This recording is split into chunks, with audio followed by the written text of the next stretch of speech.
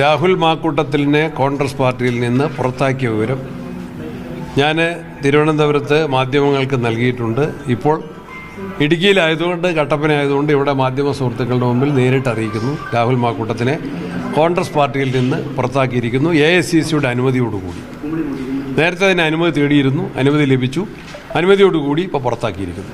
അനുമതി ലഭിക്കാനുണ്ടായ കാലതാമസമാണോ ഈ നടപടിയിലേക്ക് പോകാൻ? നടപടിക്രമങ്ങളുടേതായ കാലതാമസം. രാജിവെക്കുന്നതാണ് നല്ലത്. ജാമ്യം നിഷേധിക്കുന്നവരെ കാത്തിരുന്നത് എന്തുകൊണ്ടാണ്? അതൊക്കെ ഞങ്ങൾ സമയത്ത് ആലോചിച്ച് ഉചിതമായ തീരുമാനം. കോൺഗ്രസ് ഹൈക്കമാൻഡിൻ്റെ കൂടി അപ്രൂവൽ വേണം.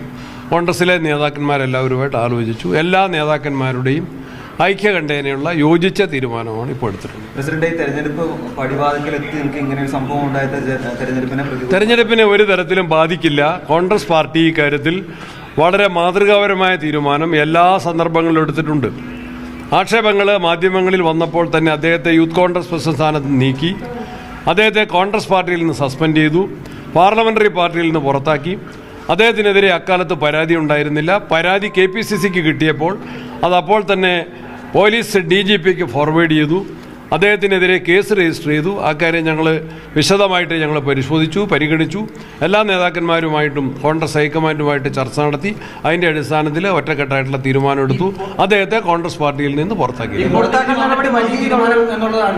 എന്തോ അതൊക്കെ സൈമൾട്ടേനിയസ് ആയിട്ട് രണ്ടും നടന്നേ ഉള്ളൂ. ഞങ്ങളങ്ങനെ അപ്പം അത് വേണമെങ്കിൽ ഞാൻ അയച്ചു കൊടുത്തതിൻ്റെ അതിന് മുൻപായിട്ട് തന്നെ തീരുമാനമുണ്ട്. പക്ഷെ പ്രഖ്യാപിച്ചത് ഇപ്പോഴാണ്, അറിയിച്ചത് ഇപ്പോഴാണ്. രാഹുലിന്റെ ചെയ്തികൾ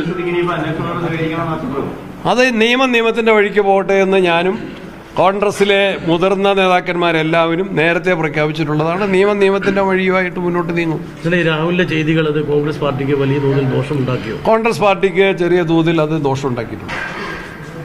അതിനെ മറികടക്കാൻ പാർട്ടി എന്താണ്? പാർട്ടിയുടെ വിശ്വാസ്യത ഒരു കാരണവശാലും തകരില്ല. പാർട്ടി എടുത്ത നിലപാടുകൾ കൊണ്ട് ജനങ്ങളുടെ മുമ്പിൽ കോൺഗ്രസിന് കൂടുതലായിട്ടുള്ള വിശ്വാസമാണ് കിട്ടുന്നത്. കോൺഗ്രസ് മാതൃകാപരമായി CPMനെ പോലെയല്ല. കളവ് കേസിലെ പ്രതികളെ സംരക്ഷിക്കുന്ന, അവർക്കെതിരെ ഒരു നടപടിയും സ്വീകരിക്കാത്ത CPMും കോൺഗ്രസും തമ്മിലുള്ള വ്യത്യാസം ജനങ്ങൾക്ക് നന്നായിട്ട് ബോധ്യം വരും. രാഹുലിനെ സംരക്ഷിച്ചു വന്നിരുന്ന യുവനേതാക്കളും ഇപ്പോൾ കോൺഗ്രസിലെ മുഴുവൻ നേതാക്കന്മാരും രാഹുലുമായിട്ട് നല്ല സൗഹൃദമുള്ളവരും യൂത്ത് കോൺഗ്രസിൻ്റെ പ്രസിഡന്റായിട്ട് പ്രവർത്തിക്കുന്ന കാലത്തുള്ള സ്നേഹബന്ധങ്ങളുള്ളവരെല്ലാം യൂത്ത് കോൺഗ്രസിലും കോൺഗ്രസ് പാർട്ടിയിലുമുണ്ട്. അവരെല്ലാം പാർട്ടിയുടെ ഒരു തീരുമാനം വന്നപ്പോൾ അവരെല്ലാം തീരുമാനത്തിൻ്റെ കൂടെ നിൽക്കും. പൂർണ്ണമായിട്ടും ഒറ്റക്കെട്ടായിട്ടുള്ള തീരുമാനമാണ്. രാജിവെക്കുന്നതാണ് നല്ലത്. അത് പാർട്ടിയെ നിന്ന് പുറത്തായാൽ പിന്നെ അദ്ദേഹം വ്യക്തിപരമായിട്ടാണ് തീരുമാനിക്കുന്നത്. i2i News, an eye for truth. i2i News subscribe ചെയ്തിട്ടില്ലാത്തവർ ഇപ്പോൾ തന്നെ സബ്സ്ക്രൈബ് ചെയ്യുക. നോട്ടിഫിക്കേഷൻ ലഭിക്കുവാൻ ബെൽ ബട്ടണും അമർത്തുക.